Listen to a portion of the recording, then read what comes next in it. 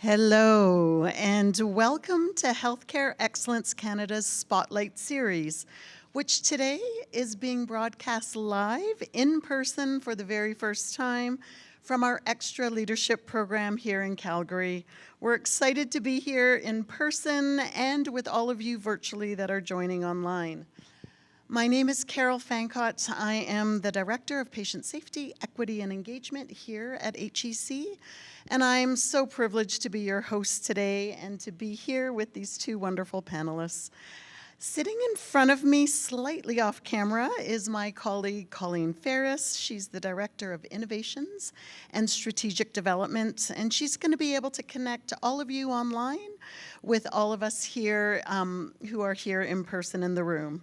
Thanks, Colleen, for being here. So before we get started, I'm going to go through some of the technical components to ensure that all of you who are joining from across Canada have what you need online for a positive learning experience. And as we do with all of the Spotlight Series sessions, we are recording this session, and this will be shared with all of the registrants shortly in the coming days. And we are pleased to offer simultaneous interpretation of this event via Corrine Rossback Communications, and I'm sort of looking at the back corner of the room. Corrine and team are here. And if you wish to hear the voice of the interpreter, please select French from the interpretation menu at the bottom of your screen. If you don't see the interpretation menu, please select the three dots, the More menu, and select Interpretation. And as always, we have a fantastic team behind the scenes, so please do reach out for tech support using the chat feature if you need any support throughout this session. And today our chat box is open, and so we invite you to introduce yourself, share any questions or comments in English or in French that you may have throughout this session, and we encourage dialogue amongst all of you in the chat as we go along. Colleen will be jumping in and highlighting some of your comments and questions throughout this session. And as you may have heard us say before, HEC is on a learning journey, and it's a journey of both learning and unlearning. And so we're grateful that so many of you from across the country have made time to learn together with us. As mentioned from the top, we are joining live in person today, and we are here on Treaty 7 territory, and we recognize the Indigenous stewards of these traditional lands, the Blackfoot Confederacy, Tsuut'ina, the Nakota Nations, and the Otipemisiwak government, Métis governments, Districts 5 and 6.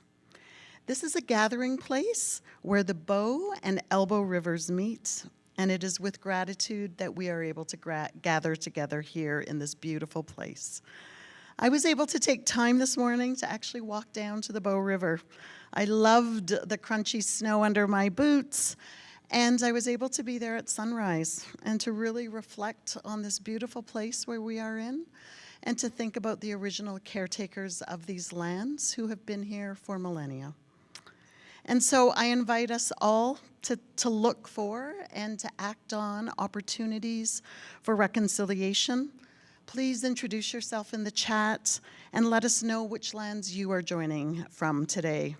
And a big thanks to our HEC colleagues who are putting the nativeland.ca website into the chat box, and that is where you can learn more about the territory that you are joining from.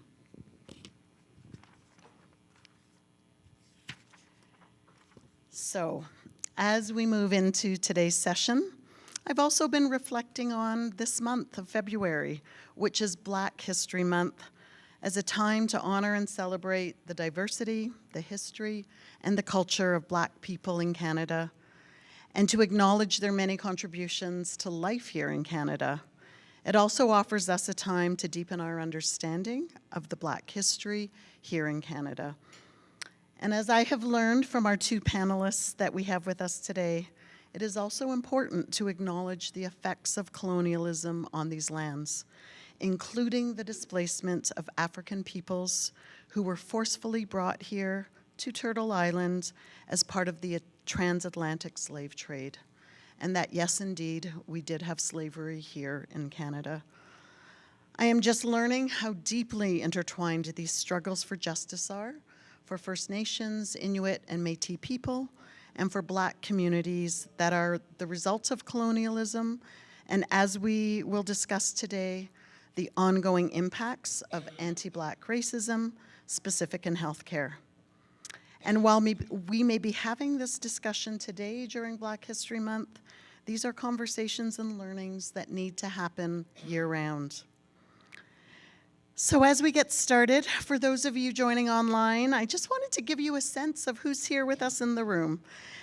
We are in person with approximately 90 people, and these are health leaders, faculty, and coaches connected with the Extra program who have gathered for learning together. Extra is a bilingual program, it is team-based, and it is action-oriented, and it's focused on enhancing the capabilities of leaders to improve the quality and safety in healthcare. And so we're excited that we can share this space together with all of you here in the room and with those of you joining virtually. As you also know, today's session is focused on Black health and anti-Black racism, and to learn about the actions that we can take to address this issue. And we're all here because we all want to learn and we all want to make change. I also recognize that these topics can cause different responses in all of us and different sets of emotions. And these feelings may come up during or after the session. So we encourage you to please take care of yourself and engage in a way that is comfortable for you. At any time, please step away if you feel you need to recharge, to reconnect, and to seek supports as you need.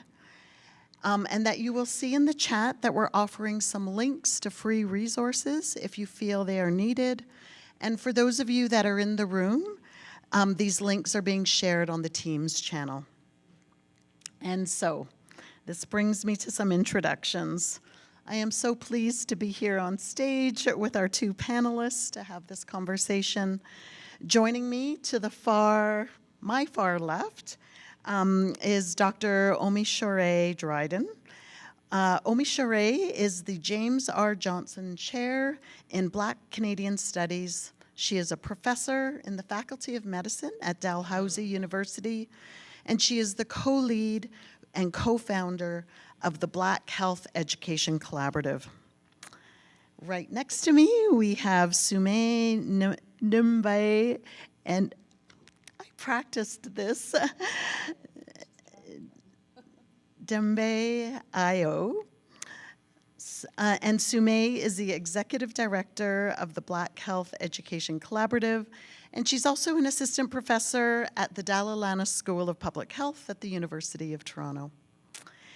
There's more information about them and their bios in the chat, so please take a look whenever you have time. And so, Sume and OmiSoore, I'd love for you to start with an introduction about yourselves, the work that you do in Black health and anti-Black racism and healthcare, and what makes this work so important to you. So OmiSoore, I'll start with you. Thank you so much. Good morning. I hope everyone is well and warm.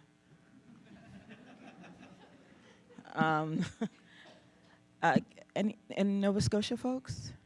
Hey, sup, Scotia? So yes, my name is OmiSoore Dryden. I'm a Black queer femme. I've been working at the intersections of Black studies, addressing anti-Black racism, identifying practices of structural white supremacy or structures of white supremacy in healthcare. I do teach in the Faculty of Medicine at Dalhousie, and I have a really fantastic opportunity at Dal. I'm from Toronto, raised in London, Ontario, so I don't know if there are any Ontario folks here. But I have a really great opportunity in Nova Scotia to work with African Nova Scotian communities and Black communities, which has deepened my understanding of the ways in which systemic anti-Blackness that we are seeing present today in healthcare, health education, health practices, to really see the connection, the continuing connection to these histories of slavery in this region we call Canada now. One of the things I find so interesting is there's a real struggle to understand how slavery then is impacting the health of Black people today now. But if we look at, for example, the first medical school opened in Canada in Montreal, it's now McGill School of Medicine, that opened 10 years before the end of slavery ended in Canada. So people are very quick to claim the first medical school in Canada at a time where Canada wasn't still quite federated. At the same time, to denounce the realities of slavery in Canada because Canada wasn't quite federated. And so you see the ways in which these structures of white supremacy show up because it's uncomfortable to talk about the fact that slavery was here, but it's celebratory to talk about the fact that we had a medical school in 1824. The other thing that's uncomfortable for people to speak about is that slavery lasted in Canada or in this region for well over 200 years, but we're only at around 190 years since the formal end of slavery. So we're still living in, quote unquote, the shadow. And even when we are beyond that, even when we're at 210 years since the formal end of slavery, when you look at the continuing disparities of health outcomes for Black people and African Nova Scotian people, the only answer to that is anti-Black racism. The answer isn't that Black people are just predisposed to disease and illness, you know, that we're non-compliant, that we're combative, like all of these stereotypes that literally get written into our charts, into our health records. It is racism. It is the continuing impacts of racism in our lives, on our bodies, that continue to exacerbate those health disparities. And so that's how I come to this work. I think the basic thing that we should be able to have access to is not only good healthcare, but the kind of healthcare that supports us in being healthy and well. And what we are seeing is that not only are we having delayed diagnosis, misdiagnosis, no diagnosis, but then when we are in the system, we're in the healthcare system, we're also battling racism while we're simply just trying to get care. And so this is the work that we've been doing, that I've been doing. This is why we do that research. This is why we have the difficult conversations. This is why we say those things. Yes, structural white supremacy. Yes, systemic anti-Blackness. This is why we do those things. Because it's important for us to speak plainly and clearly about the systems in play if we are actually going to engage in the activities that will address that and provide better outcomes. So that's fine. Wow, a great way to get us started, OmiSoore. And my head is reeling already, but before we get into more questions, I welcome Sume to introduce yourself and let us know a little bit about your background. Bonjour tout le monde, Sume Dumbe. Hello, I'm the director of the Black Health Education Collaborative. I'll be speaking English, so you don't need to wear your headsets or change the channel. But I just wanted to say hello because I know that some people here are from Quebec. Hello. I have had the pleasure of working with OmiSoore for the last 3 years at the Black Health Education Collaborative. And in terms of who I am and why I do this work, I think it's often important to think about, as Black folks, our histories with this land are quite different. I was born and raised in Cameroon, and I moved to Canada for university. The vision was not to stay, actually. I was always trying to get out, but here we are. I'm still here 20-odd years later. That really was the plan. And the reason I stayed, actually, I think is deeply connected to colonization, right? I have an uncle who talks about being an economic refugee. And I say this because when we think about colonization in Canada, we don't think about the ways in which Canada is implicated in colonial struggles outside of its own borders. And so for me, as someone who is Cameroonian born, and doing this work, I grew up in a feminist household. So feminism was always part of the way I saw the world, my lexicon. And racism became a more prominent way which I understood the world when I moved to Canada. Right? It just became because you're immediately racialized as a Black person. It influences your everyday life in very important ways. And so the work I've been doing since my time as an undergraduate student many, many years ago, yesterday, to now, is really thinking through, as a society, what do we need to be doing to create societies which are better able to meet the needs of everyone, and especially folks on the margins, especially Black folks, especially Black women, especially folks who are not part of the dominant society. And so my work has focused on health equity and public health systems specifically, and just really recognizing that before anyone comes into a hospital, into a healthcare setting, where you live, work, and play influences your life, influences your health, right? And so thinking about the fact that if we are really serious about attending to anti-Black racism in healthcare, we need to be thinking about what happens in those clinical encounters within our organizations, but also thinking about why Black folks are more likely to come in contact with the healthcare system in the first place. Because until we do that, we'll just get this, rotating door of folks coming through the healthcare system. And when we do, the care is often abysmal. In the work we're doing right now at BHEC, we have been doing what we call community stories, which is going around interviewing Black folks about experiences of anti-Black racism in healthcare. And it saddens me because after many years of doing this work, it still feels sad. And in some ways, I'm glad that I still feel sad when I hear those stories, because I do think we should feel outraged, we should feel sad, we should feel that it is unjust, because the stories are abysmal. Is everything from, you talked about the charts. I'll share two stories with you which have really stuck with me. One is a nurse. She's a Black nurse. She's been working for decades, so she understands the system. She's usually the person providing care. So yes, she faces anti-Black racism as a healthcare provider in encounters with her patients. Things like, I don't want you, I prefer a white doctor, please, or a white nurse, please. But also as a patient. So in the interviews we did with her, and we have this beautiful video, she talks about being in the hospital for a couple of days, and typically, according to her, you should have a physical exam a couple of times, at least twice a day. The nurses come in, the doctors come in, and they don't touch her. She says, are you going to do an examination? Yeah, it's fine, it's fine. But then she keeps seeing that they're writing in her chart, so she asks to see her chart, and they tell, no, you can't see your chart. Eventually, she does see the chart, and there's documentation about her physical state, even though examinations were never actually performed. And so she knows that this is happening because she understands what the system is supposed to do. She understands the minimum required standard, and she's failing to get it, and she can see that. Another story which sticks with me is someone Black woman, who is a sitting judge in Ontario. And she talks about the fact that she's been living with a chronic disease for many years, and so she requires medication.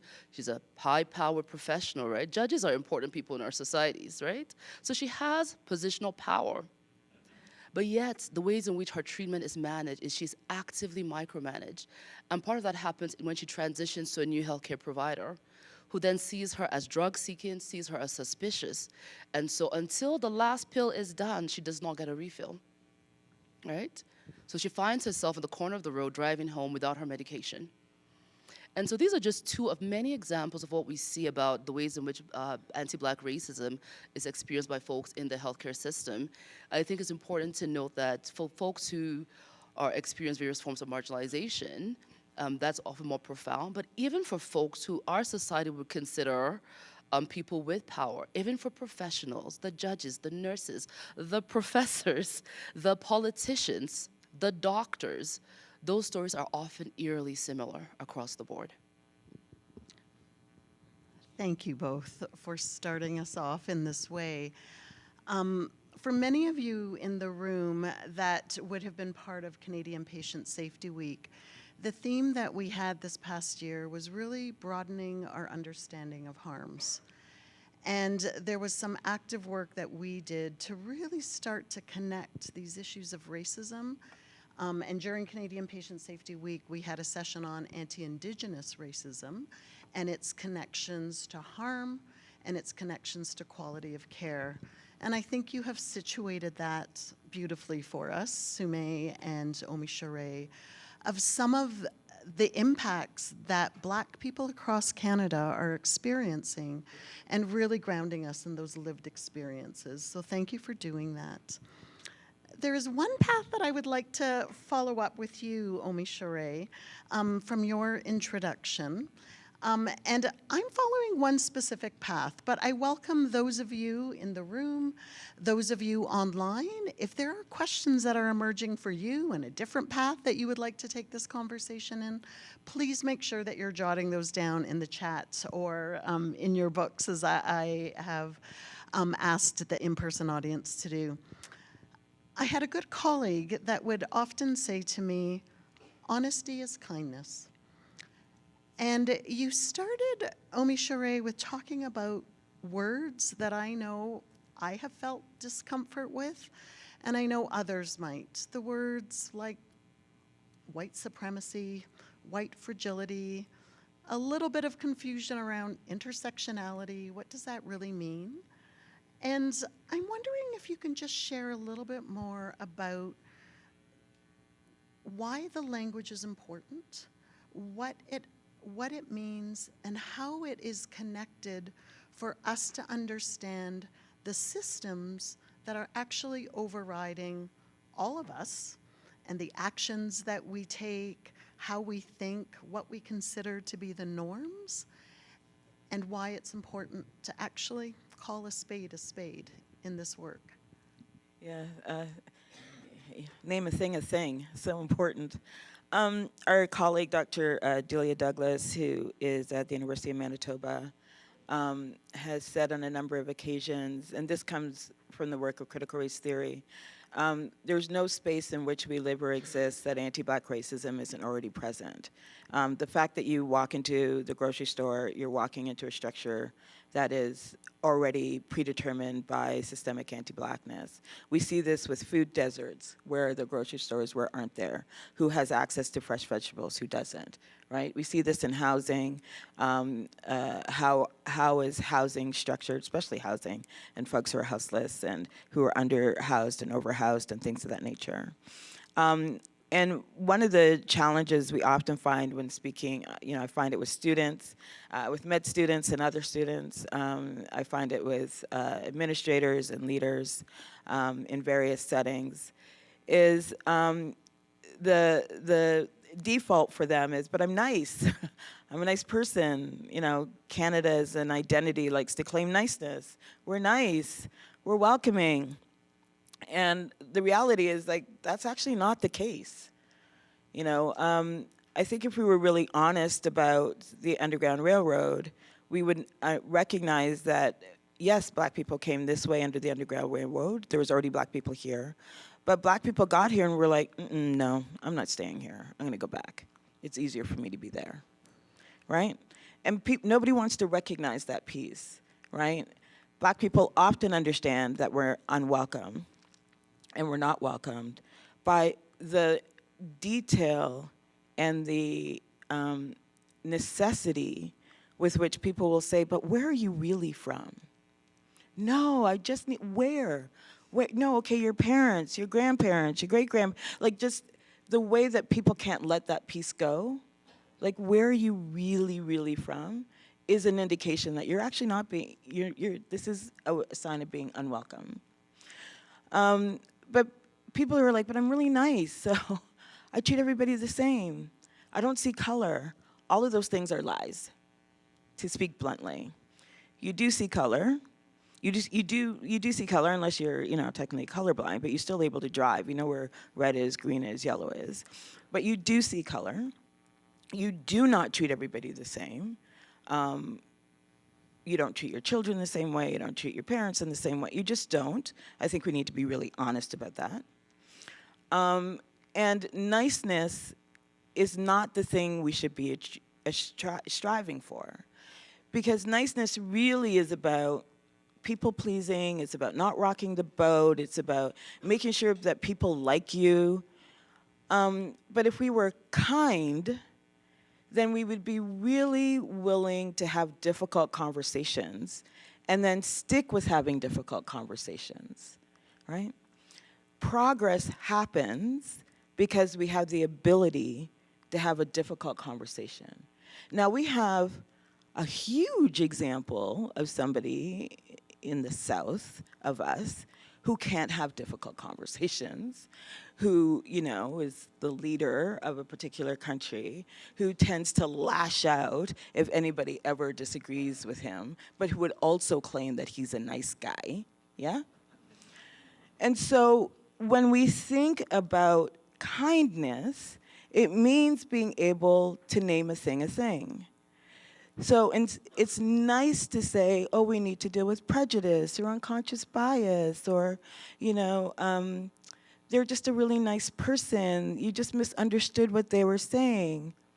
None of that actually gets to the crux of how we are all collectively implicated by structures of white supremacy and systemic anti-blackness, right? The fear is they're calling me a racist.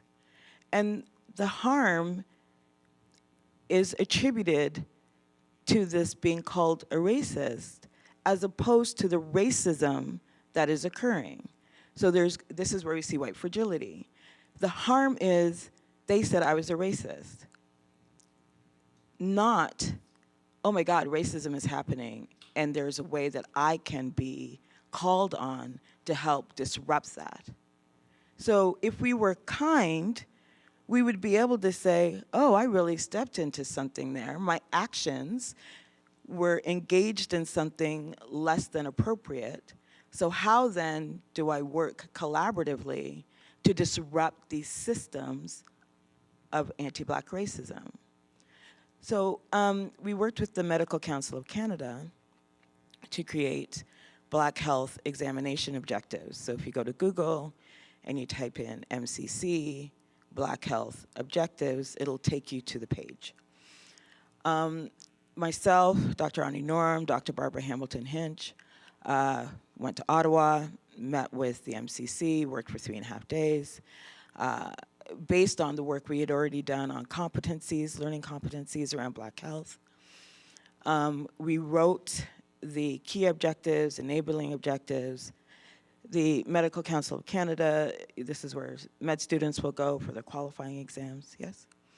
And in that, you'll see that we speak about systems of systemic anti-Blackness, but we also speak about structures of white supremacy, which means that med students across the country need to have some knowledge about how structures of white supremacy show up in the clinical space, show up in practice, right? They need to have some knowledge around that. They do if they're taking a class with me at Dal Med. They do if the med schools are you know, taking the Black Health Primer. But what we saw there, it was after we left, after we had received the assurances that as the subject matter experts, they were not, we were, that they wouldn't go in and change any of the language. As soon as we left, got back on planes, Ani got back to Toronto, Barbara and I got back to Halifax, and we received the document, the kind of final document for us to look at. Structures of white supremacy had been removed, not in conversation with us, to read structural discrimination. That is not the same thing. One feels more palatable. The other feels rude, abrasive, confrontational. So we had so the only appropriate response to that is to be pissed off, which we were. That is an appropriate response, and I think we really need to be clear about what's an appropriate response. There's an expectation that somehow we need to be more pliable, but we get to have appropriate responses to unprofessional, rude, and abusive behavior. This makes sense. So in the conversation with them, they were like, well, we didn't know the scholarship. And I said, you had an opportunity for 3.5 days to ask us about the scholarship, about the history, about the theoretical underpinnings, about the background. But you chose not to do that. You chose to wait until the Black people had left the room, and then as the non-Black people to change the language. That is actually an excellent example of structural white supremacy and white fragility. But like I said, if you go in and you Google MCC Black Health Objectives, you will see that it says structures of white supremacy. Now, they flew us in, we did that work, we left. It took another 6 months to get the language in that we had said to get it back into the document, right? We can't simply call that a misunderstanding, prejudice, or unconscious bias. In order for there to be structural change, long-standing change, we need to call it what it is. Now, did they do it on purpose? Yes, they absolutely did it on purpose. They absolutely changed that language. Would they say that they did it as a form of white supremacy? No. No, we just didn't understand. We didn't mean any harm. That wasn't our intention. Your intention was to change the language. You took steps to change the language. So as much as you like to claim that it wasn't intentional, you made intentional moves to change this document. The breach comes from, are you able to name that as structural white supremacy? Because that is an example of what that looks like. But I think as leaders, because they're leaders, and I'm not calling out MCC to say that they're different than Health Canada or different than CIHR or different than SHRC, or they're not. They're not different than these small organizations. They're not different than Mount Sinai Hospital or Women's College. Like, these are the systems within Dalhousie, U of T, McMaster. These are the systems in which we work. But this work requires this deliberate, purposeful, kind interactions in order for us to actually take the steps to make happen structural, long-lasting change. So from now far into the future, the Medical Council of Canada will insist that IMGs and medical students know something about Black health. That is what the point is, right? Thank you, OmiSoore. And just to make sure I am connecting the dots, because, I mean, that was an excellent example of showing how white supremacy, and as you linked it to the original issues of colonization and white supremacy, that enters our spaces, but that they're in spaces that we don't even realize they're in, which I think is the point that you were making. And I've often heard colleagues at HEC talk about, you know, we are all fish swimming in the water. We're all in the same water. And, you know, when I look around this room, we're all swimming in the water of wanting to make care better for everyone in Canada. The issue, I think, for many of us is we don't realize we're in water. We don't recognize the water. And I think that's what you're pointing out in many of the institutions and organizations under which we all work and consider the norms of our society today. Yeah. I think the thing I would add to that is, in this opportunity, the leaders brought in subject matter experts to give them the information of the fact that they're in water, but then chose to ignore the subject matter experts that they brought in to give this information. So as leaders, if you don't have the history or the background or the training that we do, that I do, in Black health, systemic anti-Blackness, structures of white supremacy, I say to my students, because they often like to fact check me, because I'm not a medical doctor, I'm a PhD. I don't give them the history, but it's fine. Is, you know, if you want to fact check me, you cannot actually go to physicians to fact check me. They don't have the training. There are probably 3 or 4 other people who are more trained than I am in this area, and if you need that name, I'm happy to give you that name. But as leaders, so I say that to say, like, you know, unless you want to go through the training I went through, you don't need to do that in order to be able to identify that these are the structures or the systems or the the practice that's happening in your organization or beyond. You can work with subject matter experts. You can hire subject matter experts. You can make sure that part of your decision-making team are people that have that expertise. You can make sure they're appropriately representative of the various communities in which we serve. And then your job at that point is to pay attention, to listen, and follow instruction. Right? So apparently, I don't know, my partner does all the shopping. She does all the grocery shopping. I write some things on the list. She goes, it's great. When I have to go grocery shopping, I get specific instructions on where I'm supposed to go, what not to buy, what not to put in the thing. You see, she has the subject matter expertise. I generally just wander through the aisles and put whatever the hell I want in the cart, which means that our grocery budget looks very different. As an example, so if you don't have that information, then work with the people that do, and then follow instructions as given, and then the beautiful things that are created because you got out the way, you followed instructions, you did something that may feel very uncomfortable, that you're not sure what it is, but the outcome is gorgeous. It's beautiful. Look, we have eliminated health disparities. Look, we have excellent health care. Look, I'm actually getting a physical exam the way I'm supposed to, and I'm not having, secondary infection. Look, right? Like there's all of these things that come from paying attention, listening to the people that have the expertise, and then following instruction. Thank you, OmiSoore. It looked like you wanted to come in, Sume.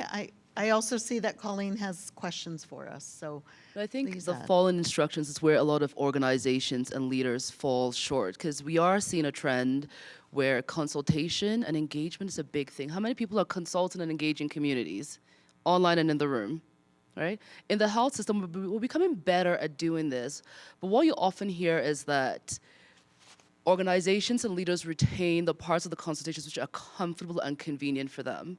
So once you hear things from communities which don't align with the vision you already have, those things get ignored. And then in 2 years, you will invite the same people to come back and again engage and consult with you, but you've already been told what needs to happen. The City of Toronto a few years ago launched their Confronting Anti-Black Racism Action Plan. And in doing so, they did do some consultation, but they also pulled together reports from 40 years of consultation. There were tons of reports from across sectors which they could actually pull to inform what they did in the city. So I think a lot of the times in our organizations, in our systems, we already have a lot of information which we can move on, but then we use consultation as a trap. Don't get me wrong, consultation is important. Engaging folks who have the experience and the expertise is absolutely essential, but those things can become ways to just maintain, keep systems in place. The other reason I think language is important, particularly white supremacy, and using that language, is it does something. When we say anti-Black racism, you look at me, right? You look at me, Sheree, look at Black folks. When we say white supremacy, white folks have to look at white folks.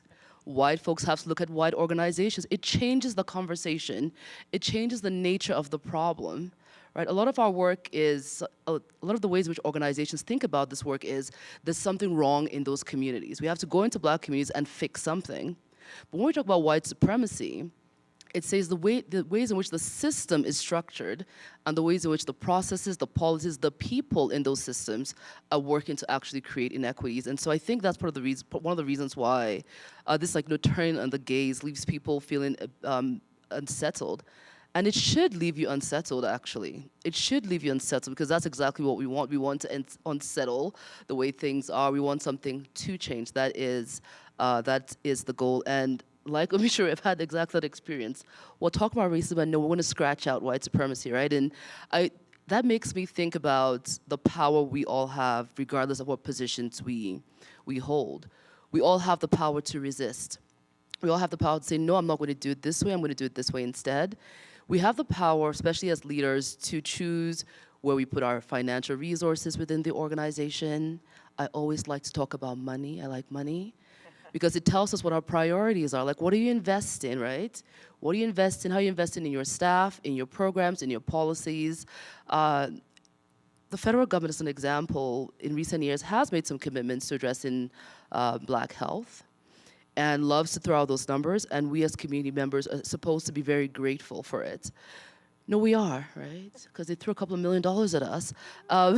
But when you think about the fact that, see, the federal government investment in Black mental health for a 5-year period was something like $10 million. That's for across the country of Black folks, right? And randomly, I was on the Shoppers Drug Mart website for no reason. That's just a random thing. And they had made maybe a $3 million investment in women's health in 1 year. I'm just saying that we can demand more from our governments, from our organizations, and from ourselves so that to actually invest at scale, right? The investments have to actually match the nature of the problems, and right now we're not seeing that. So there's huge gaps in what the needs and desires are and what the ways in which systems are invested in. Thanks, Sume, for adding that. And I liked your comments about turning the gaze, because I think a lot of this work that we have to do is also a reflection of the work that we need to do for ourselves to think about our own positions of power and privilege and what are we doing to try to dismantle these systems or disrupt these systems. I see, Colleen, there are comments and questions coming through the chat. Yes, absolutely. So we have over 250 people online joining all of us in person and starting to get quite a bit of an activity going on online, and lots resonating, lots of wows too. And I think, Sume, even what you were just mentioning, one of the comments even talking about, you know, how often when we talk about white supremacy, it's reduced to that, the impact on the white supremacy, it puts the torments of supremacy back on Black people versus looking at white supremacy as, and not taking the precedence.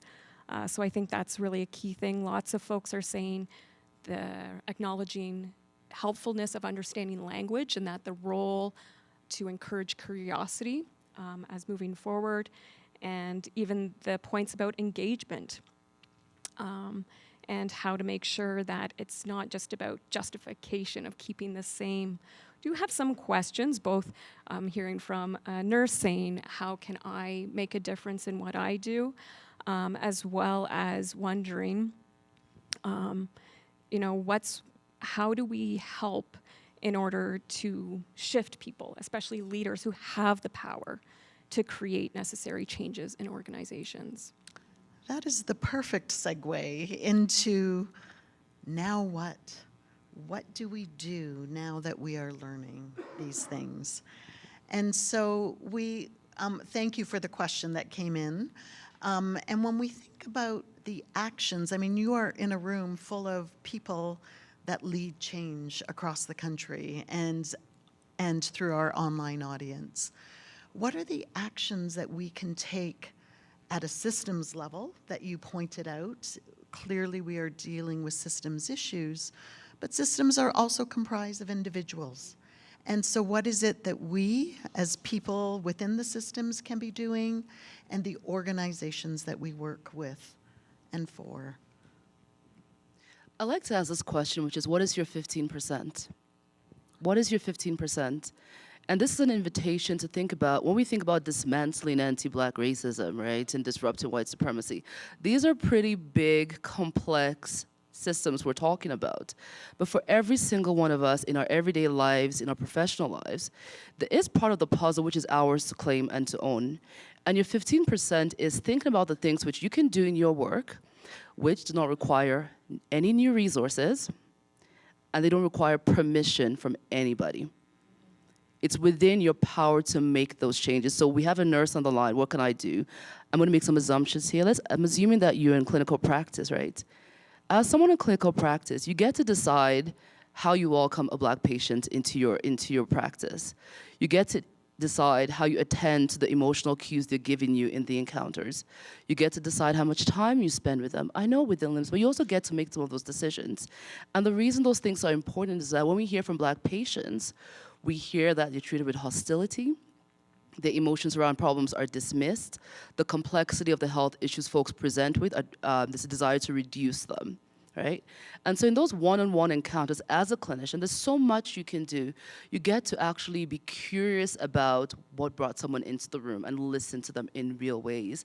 In the work we've done, listening is a big part of the, because we ask folks, what do you want your healthcare provider to know? Big thing, listen. Black folks get dismissed all the time. There's no listening, and it's not a big, no, you don't need money to listen, right? You don't. You just need you just need to be present to do that. So I think there's little things which we can all do. If you're thinking at an organizational level and you're a leader who gets to decide what programs you do or programs you don't do, there is a deep investment in continuing things which we know do not work. Race correction, as an example, is one of them, right? But organization, because guess what? It's the way we were trained, is what we have always known. But now you're hearing that it's not the way to do business anymore. Guess what? You get to change that. You get to say, we're going to stop this program, which we know is causing harm, and I'm going to start something new. I think a lot of us have more power and scope than we actually take up. And I think one of the reasons is that, listen, most of us got bills to pay, right? Unless you're sitting with a trust fund somewhere, you got to work. And so our jobs, in a way, become this trap because our organizations, it's the carrot. You have to stay in line. And so again, that sense that if we're going to act in ways which align with the values which we profess, and most healthcare systems will say you care about equity, right? You care about safety, you care about community. Those are, I would say, our shared values. So there's a way in sort of aligning what we do with what we believe in, with what we do. And in some of my work with the National Collaborative Institute of Determinants of Health, we developed this tool which was called, I don't know what it's called, but something around values, dialogue, and action. But it was a way to get organizations to say, okay, if you care about this, how do you align what you're doing? So we provided questions for folks to reflect. And I think resources like that can help you have dialogues within your own organization about that alignment. So race correction we see in nephrology, we see in lung capacity, we see it in a variety of ways. So race correction is based on the fact that, again, sorry, let me get my thoughts together because I have a lot of things happening in my brain and they are all trying to come out at the same time. There was this belief that medicine is, this virtuous practice. It's a virtuous profession. This is this belief. But if you actually look at the history of medicine, you see that it's extremely violent, that it has been engaged in some of the greatest harms that have happened to Black and Indigenous communities and to women generally, overall, to queer and trans people, and to people with disabilities. So race correction is part of that harm, not only the harm done by medicine, but done by science, where there is a belief that white people are one race and Black people are a different race, and white people are like the only pure and true human race, and Black people are kind of, some lesser form of the human. So in race correction, for example, in kidney function, and this came out of slavery practices, what we know today about gynecology came out of slavery. Even the tools used through slavery and gynecology are tools still used today, the speculum pap tests. But what came out of slavery and around kidney function, through the practice of slavery and kidney function, is that white people have a particular standard of kidney function, but when it comes to Black people, we need to shift those numbers and think about kidney output in a different way, based on race. However, what that means is that Black people often have to have much more severe kidney disease for them to even be identified as having kidney disease, right?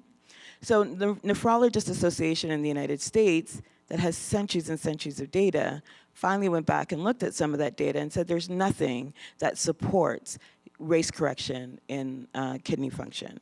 Nephrologist Association in Canada still employs race correction in kidney function because they're claiming they don't have the data, right? We can have a whole other conversation about this over-reliance on data and the way that it's used not to make decisions and not to make changes. Another one is about, not prescribing ACE inhibitors to Black people for a variety of reasons, which is ridiculous. There are other things you should be looking at, but simply because somebody is Black does not mean that they should not have ACE inhibitors. Stop doing that. So when you look at the standards of care will say you need to do all of these things which are structurally white supremacists and also systemically black, but they're considered the standard of care. And lots of things are considered legal, but it doesn't actually mean that it's just. So we really, when you look at the practitioners who understand that that standard of care is based in racism, they are then actually looking at their patient and treating their patient more appropriately. And that's the thing that's important to do. I just wanted to say quickly about what you can do about making decisions. You have a lot of committees in your various companies and things like that. When we meet with funders, and you know, we had this conversation with Health Canada, we've had the conversation with CIHR and SHRC and NSERC. There's this belief that somehow white people are generalists and black people are specialists. Right? And so if there's a study on, you know, queer and trans health, they often give that funding to white, queer, and trans people, and then we'll say to them, oh, make sure you make it multicultural. But then if there's a study to be done on black, queer, and trans health, they'll be like, OmiSoore, can you do the study on black, queer, and trans health? Absolutely.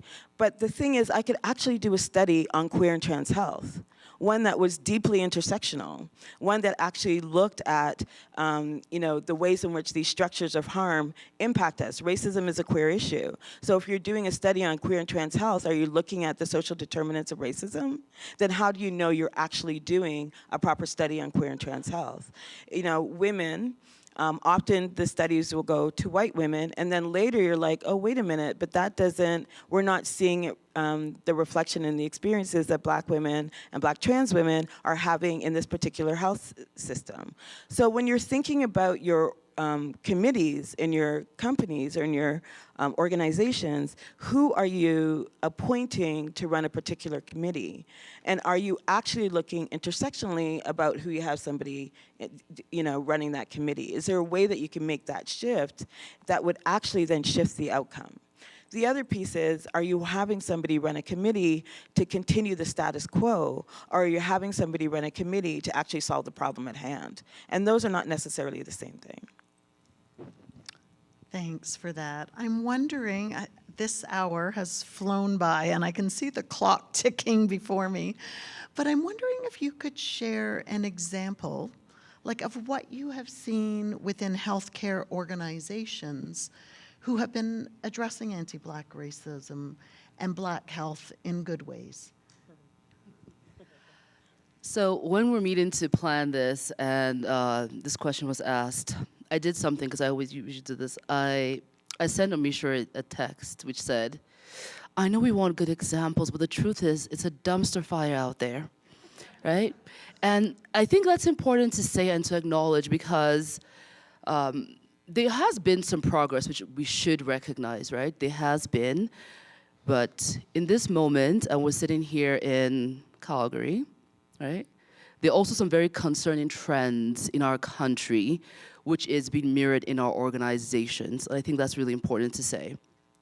On that said, I was thinking about work which is happening with Ontario Health, and Ontario Health is an Ontario health agency, and just around right after COVID, because communities, black communities pushed for this, again, important to note, a lot of times when we see organizations move, it's because community has pushed for it, and it is politically inconvenient, and organizations finally decide to act. Not always, but a lot of the times. And so Ontario Health currently has a Black Health Plan, which has components which are very similar, which you'll see in similar plans. It focuses on, people, so ensuring that Ontario Health itself is, the right kind of employer, and also focuses on community. So how is Ontario Health supporting the health system in Ontario to deliver good care to Black folks?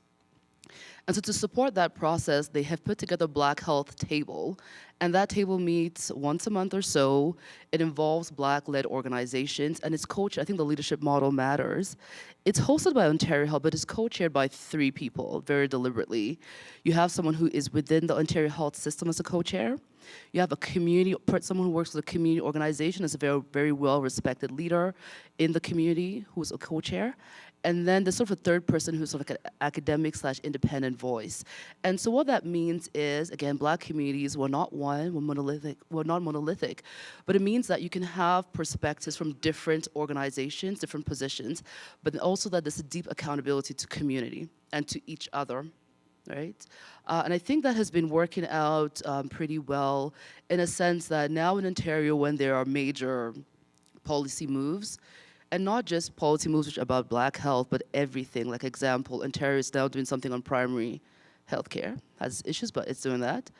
That group comes and talks to the Black Health Plan. That comes to that table, right? So major policy decisions in the healthcare system, that table is involved in them, and it's quite broad representation.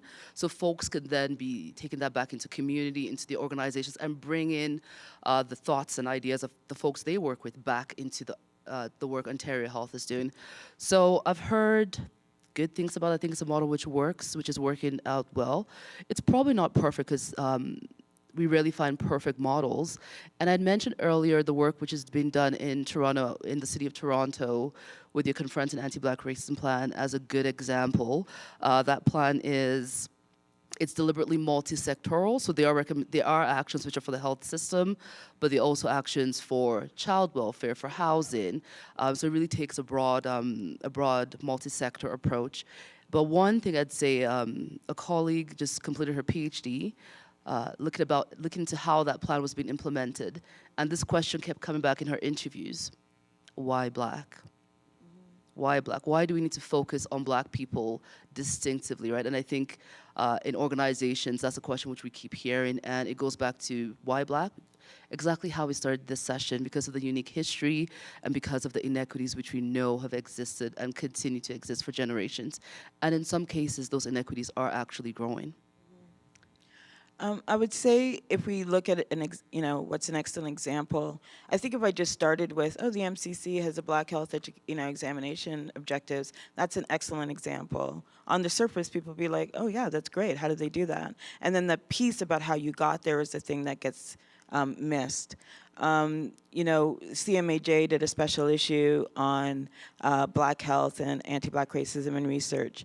On the surface, that was great. They did 2 special issues in 2022, in October 24th and 31st. But what's missing out of that is the 3+ years that it took to get that special issue to happen, and the fact that when we started the process, they hadn't published any research articles from any Black researcher in the 100 years that it had been around. Now, that's the piece that I think is also important when we're identifying what's a good example, right? So in Nova Scotia, we're working on the Fair Care Project and working on data governance with community folks, and that's kind of stalled. We had a Black table, the Black table is the table that would get to decide who has access to African Nova Scotian and Black research. So it's not non-Black people determining who gets to access that. And this is not simply about having experience in ethics around access to data, but it means having anti-racist experience in ethics around data. So I'd love to say it's an excellent example. So far we've gotten to a certain point, but it's stalled and it hasn't moved on, and that means that more agitation and intervention needs to happen. And at some point we might be able to say, look, this is the first province in this country that has a data governance model that centers African Nova Scotian and Black communities. That means that we have control over our own data, our own literal physical data, and then get to decide who gets to interpret it, who gets to access it, who gets to write about it, but we're not there yet. But this process is also examples of excellence that I think it's important for you to grapple with. How can you engage in those difficult processes, and understanding that it is a marathon that's often run at the speed of a sprint, but it is important. Thank you, OmiSoore and Sume. I feel like I can just sink into this chair all afternoon and have a conversation with you. The time has zoomed by. I'm looking at my colleague Colleen, if there's anything you want to add before we begin our sign-offs. No, quite a bit of appreciation in the chat and discussion, and I think certainly what a powerful and lots of thought-provoking towards action. Thank you. And as we are closing off today, I welcome the audience to sit with a reflection about what is the one thing that you can be doing today regardless of where you're situated within the health system, to address anti-Black racism in healthcare. And so I would like to offer a huge thanks to Sumay and OmiSoore for just such a wonderful conversation. And as I said, I wish we could go on. I want to thank the audience for tuning in and for spending this past hour with us to learn together with us. And we encourage you to continue the journey that you're on of learning and unlearning, and to consider the actions that you can take. So you will see now there is a poll on your screen, and we really welcome your feedback. This helps us with the Spotlight series as we continue to plan for more, and that you will be receiving a follow-up email with a link to this recording that you can be sharing with colleagues, as well as some resources that Sumay and OmiSoore may have referred to, and others, to help you to continue with your learning. As a reminder, please take care of yourselves following this session. And again, the team is dropping the links to the free supports into the chat. So once again, a huge thank you, OmiSoore and Sumay. Again, a thank you to our audience. And I would like to offer a huge thanks to the HEC team behind the scenes that makes all of this happen, and to our interpreters who just do this amazing job on the fly. So this concludes today's virtual broadcast. Have a good day. Thank you.